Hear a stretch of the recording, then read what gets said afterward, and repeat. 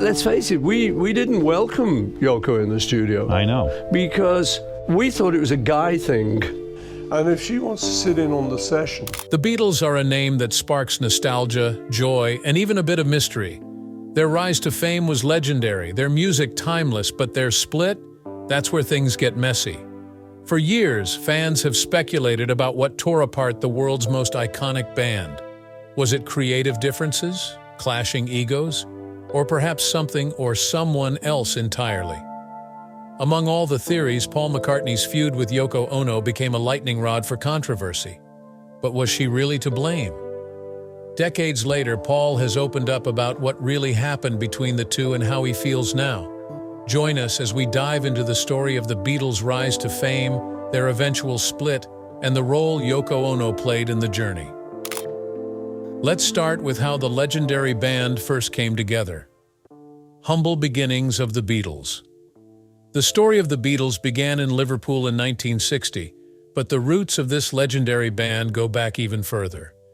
John Lennon, just 16 at the time, started a skiffle band called The Quarrymen in 1956 with some of his school friends. It was during a performance in July that year that Lennon met a young Paul McCartney, who was soon invited to join the group as a rhythm guitarist. McCartney then introduced his friend George Harrison, a gifted guitarist, to the band. At first, Lennon was hesitant. George seemed too young, but persistence paid off, and soon George became the band's lead guitarist.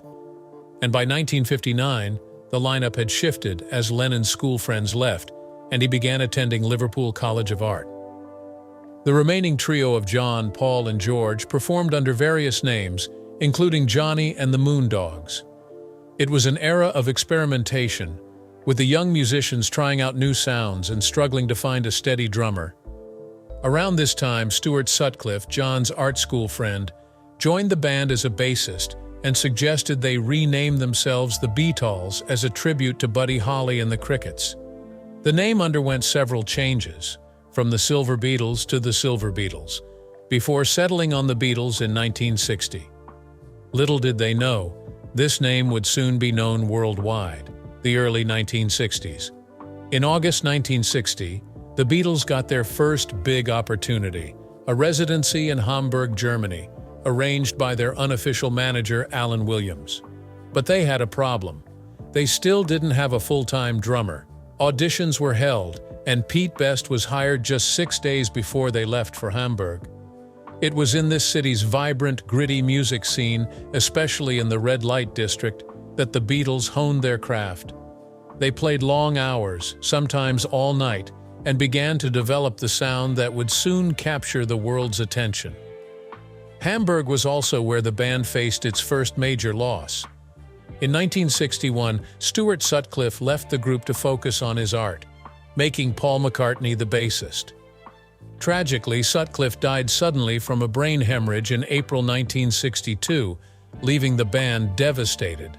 Meanwhile, their fame back in Liverpool was growing. During a performance at the Cavern Club, they caught the attention of Brian Epstein, a local store owner and music columnist. By 1962, Epstein became their official manager. He saw potential in the band, but knew they needed refinement. He helped them secure a recording deal with George Martin of EMI's Parlophone label. Pete Best, however, didn't fit Martin's expectations as a drummer. The band was already considering replacing him and soon brought in Ringo Starr from Rory Storm and the Hurricanes. With Ringo on drums, they recorded their first singles, including Love Me Do, which reached number 17 on the UK charts. It was a modest start, but George Martin's keen ear and guidance led to Please Please Me, their first #1 hit. When Beatlemania, a cultural revolution. By 1963, the Beatles had become a phenomenon. Their debut album, Please Please Me, was recorded in just 1 day and topped the UK charts for 30 weeks. Their witty, cheeky personas stood out from the polished acts of the time, and fans adored them.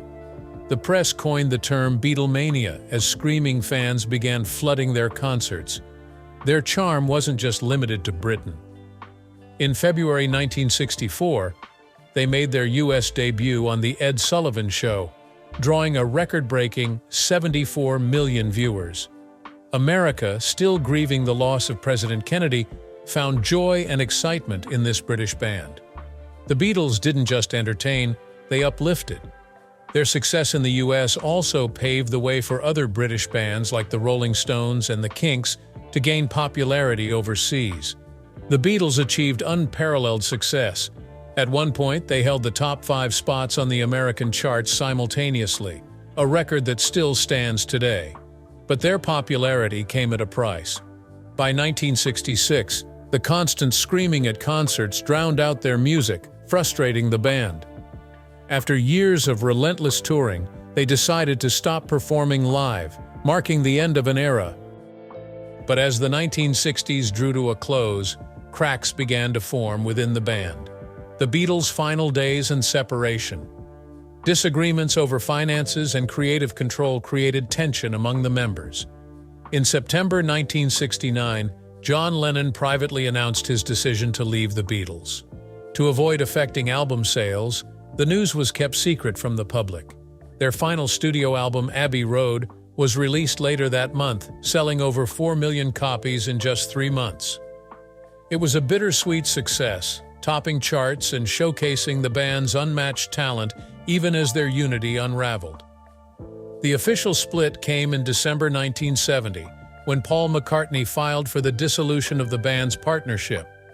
Legal battles followed, and it wasn't until December 29, 1974, that the paperwork was finalized. Fittingly, John Lennon signed the documents while on holiday at Walt Disney World, closing the chapter on one of the greatest bands in history. But how was Yoko Ono related to this? And why was she blamed for so many years? To understand that, let's first take a look at Paul McCartney and John Lennon relationship, from feud to friendship. Paul McCartney and John Lennon's relationship was as famous as it was complicated. During their years with the Beatles, they created some of the most iconic music in history. But as the band fell apart, so did their friendship. Their disagreements over creative control, business decisions, and personal choices became public knowledge. Yet despite their tumultuous history, McCartney and Lennon found their way back to each other before Lennon's tragic death in 1980. In a 2020 interview with The Times, McCartney shared how he and Lennon had mended their friendship. "We had certainly got our friendship back, which was a great blessing for me," McCartney said. He explained that even now, when he writes songs, he imagines tossing a line to Lennon for feedback. "I've got a virtual John that I can use." McCartney also revealed to Stephen Colbert how Lennon visits him in dreams. "I have a lot of dreams about John," he said, "and they're always good." Lennon, too, expressed his love for McCartney in one of his final interviews, calling him like a brother. He added, "I would do anything for him, and I think he would do anything for me." Yoko Ono's role in the Beatles' breakup has been a subject of debate for decades. While some fans blamed her for the band's demise, both McCartney and Lennon have said it wasn't that simple. Still, Yoko's presence in the studio during the band's later years didn't sit well with everyone. Yoko Ono's presence, a divisive influence. Yoko Ono, an avant-garde artist and John Lennon's partner, became a central figure in the Beatles' narrative during their final years. Many fans believed her presence disrupted the delicate balance within the band. Unlike their previous collaborative dynamic, John began bringing Yoko to recording sessions, something that was unheard of before. This shift created unease among the other members, especially Paul McCartney, who felt the group was no longer a unified team. McCartney described her as an interference in the creative process. In his podcast, McCartney, A Life in Lyrics, he shared how the Beatles had always worked closely with their producer, George Martin, and Ono disrupted that dynamic. "She was in the room as we worked on most of the White Album," he explained. "This was our job. This is what we did in life." Despite the tension, McCartney came to terms with her presence, acknowledging her importance to Lennon. "My big awakening was, if John loves this woman, that's got to be right," McCartney said in a Rolling Stone interview. Yoko Ono's unintended role? "You see, the breakup of the Beatles is one of the most discussed events in music history. At the heart of many conversations is Yoko Ono, John Lennon's second wife, who has often been blamed for the band's disbandment. Her name has become almost synonymous with the downfall of what was once the world's greatest band. However, as with most things in life, the reasons behind the Beatles' breakup were far more complex and gradual than just one factor. Yoko herself disagrees with the idea that she was the cause of the Beatles' split. In an interview with Playboy, she said, "I don't think you could have broken up four very strong people like them even if you tried. So there must have been something that happened within them, not an outside force at all." Yoko believed that the tension within the band was inevitable, and it was a slow unraveling rather than an external disruption. She didn't see herself as the force that tore the group apart, but many fans and bandmates would see things differently. While Yoko Ono's presence in John Lennon's life is often scrutinized, Lennon himself attributed the Beatles' decline to something much earlier, the death of their manager, Brian Epstein, in 1967. The influence of Brian Epstein's death. Epstein was the person who managed the Beatles' early success, helping them navigate the music industry. But when he passed away unexpectedly, Lennon felt like the band lost its direction. In a 1971 interview with Rolling Stone, Lennon explained his perspective. "After Brian died, we collapsed. Paul took over and supposedly led us. But what is leading us? When we went round in circles. We broke up then. That was the disintegration." Lennon's words made it clear that the band's loss of direction wasn't due to Yoko's presence, but the absence of the person who had kept them united. The emotional toll of Epstein's death contributed heavily to the growing cracks in their relationship. Yoko's presence in the studio caused tensions. John's relationship with Yoko was central to the band's tension in the late 1960s. Lennon's desire to have Yoko present during the Beatles' recording sessions was a point of contention. It was rare for anyone, especially a significant other, to be involved in the band's creative process. But Yoko wasn't just present as a silent observer. She was very much involved, sitting right on the amps during recording sessions, something Paul McCartney found difficult to handle. In a 2016 interview with Rolling Stone, McCartney shared how Yoko's constant presence affected the band's dynamic. "She was sitting on the amps while we were recording. Most bands couldn't handle that. We handled it, but not amazingly well because we were so tight." For McCartney, it was hard to see someone, who wasn't part of the group, be in the middle of everything during their creative process. It wasn't just about Yoko being present, it was that she was right in the center of their workspace. However, despite his initial frustration, McCartney eventually had a realization that shifted his perspective. He said, "My big awakening was, if John loves this woman, that's got to be right. I realized any resistance was something I had to overcome." It took time, but McCartney eventually accepted Yoko's presence. As he put it, "Now it's like we're mates. I like Yoko. She's so Yoko." Despite the tensions in the studio, McCartney's eventual understanding of John and Yoko's relationship helped smooth things over between him and Yoko, though the damage had already been done to the band. The aftermath. Rivalry between Yoko Ono and Paul McCartney. After the Beatles' breakup, John Lennon and Paul McCartney's relationship grew distant, as did their professional collaboration. The tensions that began to brew in the late 60s only intensified in the years that followed. McCartney, frustrated with the band's dissolution, embarked on a solo career, and Lennon did the same, though for him, that meant collaborating closely with Yoko Ono. It wasn't just a personal relationship, it was an artistic partnership that grew stronger after the band split. However, McCartney wasn't entirely comfortable with Yoko's influence in Lennon's life. One notable issue was McCartney's desire to change the iconic Lennon-McCartney songwriting credit to McCartney-Lennon, something he attempted after Lennon's tragic death in 1980. The songwriting credits dispute. The partnership of Lennon and McCartney was a cornerstone of the Beatles' success, but even that wasn't without its conflicts. After Lennon's death in 1980, the order of their songwriting credits, traditionally listed as Lennon-McCartney, became a contentious issue.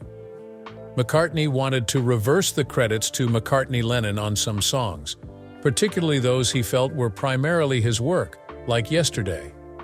In a 2015 interview with The Telegraph, McCartney recalled how the original decision to list Lennon first was made casually. John and Brian Epstein had been talking. They said, "We were thinking we ought to call the songs Lennon and McCartney." I said, "That's okay, but what about McCartney and Lennon?" However, after Lennon's death, his widow Yoko Ono opposed the change. She believed it went against the agreement Lennon and McCartney had made decades earlier. In 2002, she threatened legal action to stop McCartney from reversing the credits on his live album back in the US. "What he did was absolutely inappropriate," Ono said. "If John was here, they could fight it out, but he's not." McCartney eventually backed down, saying he didn't want the issue to tarnish their legacy. "Lennon and McCartney is still the rock and roll trademark I'm proud to be a part of, in the order it has always been," he said in 2003. While the disputes over credits and creative differences were challenging, McCartney and Ono have both acknowledged the deep respect they hold for each other. Paul McCartney on navigating friendship with John Lennon and Yoko Ono. Paul McCartney once revealed that being close to John Lennon and Yoko Ono required more than just effort. It meant bending to their terms. In a book about the Beatles' breakup, McCartney allegedly remarked, "The way to get their friendship is to do everything the way they require it. Do anything else, and that's how to not get their friendship." McCartney shared that to maintain peace. He often felt he had to suppress his own thoughts and humor, even joking, "If I absolutely lie down on the ground, do everything like they say, laugh at all their jokes, and don't expect my jokes to ever get laughed at, then we can be friends." These words reveal the strain McCartney felt during the band's implosion in the late 1960s, a time marked by tension, creative disagreements, and a shifting group dynamic. The book, All You Need Is Love by Peter Brown and Stephen Gaines, dives into these moments but wasn't well received by fans, or McCartney himself. In fact, McCartney and his late wife Linda reportedly tore the book apart and burned it in their fireplace after reading it. Despite these challenges, McCartney has expressed gratitude for reconnecting with Lennon before his death in 1980. Reflecting on that time, McCartney told Lennon's son Sean, "One of the great things for me was that after all the Beatles rubbish, all the arguing and business differences, we got it back together." Mending fences with Yoko Ono. The relationship between McCartney and Yoko Ono was often strained, particularly after Lennon's death. Much of the tension stemmed from McCartney's desire to reverse the songwriting credits on some of the Beatles' iconic songs. McCartney eventually relented, choosing to preserve their shared legacy rather than push for the change. By 2013, McCartney and Ono had found common ground. He publicly ended their feud, even complimenting her in an interview, calling her Bada ****. McCartney acknowledged that time played a significant role in healing the rift. "Time, the great healer," he noted, adding, "If John loved her, there's got to be something, he's not stupid."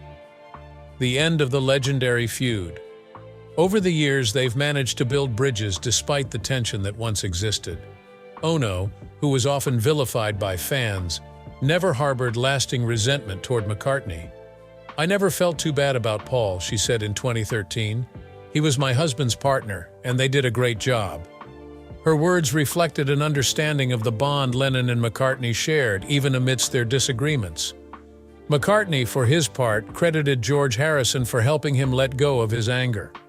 Harrison, who passed away in 2001, had advised McCartney to avoid holding on to grudges. "George would say to me, 'You don't want stuff like that hanging around in your life,'" McCartney recalled. This wisdom helped McCartney move forward, paving the way for a more amicable relationship with Ono, a mutual respect that honored Lennon's memory and their shared history. And despite the challenges, McCartney and Ono found a way to coexist, honoring the legacy of John Lennon and the Beatles. For years, Yoko Ono was unfairly blamed for the breakup of the Beatles. However, Paul McCartney later clarified that the band's split wasn't her fault. He admitted that tensions had been simmering long before Yoko came into the picture. Still, Her close bond with John and her undeniable influence on him, combined with the band's internal struggles, made her an easy target for fans and the media. But what truly matters is that the feud is behind them. No grudges remain, and the legacy of the Beatles continues to inspire generations. What do you think? Was Yoko Ono unfairly blamed? Or was her influence a factor in the band's breakup? Share your thoughts in the comments below, and don't forget to subscribe for more such stories.